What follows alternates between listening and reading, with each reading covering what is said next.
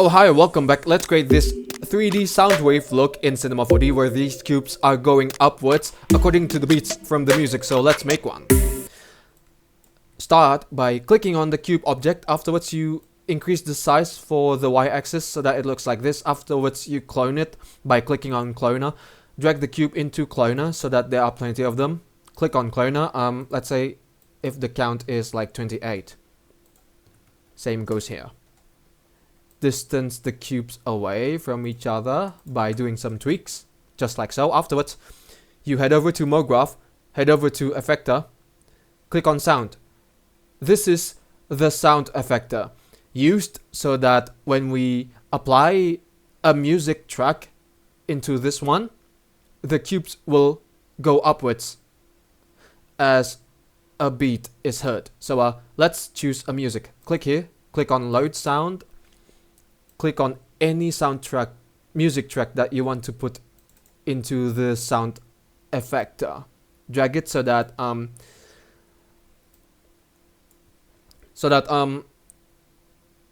the cubes can go upwards according to this shape of this sound wave. So if we play it, it will go upwards, but it will go upwards for a little bit. It's going a bit upwards. Let's increase the strength just like so, so that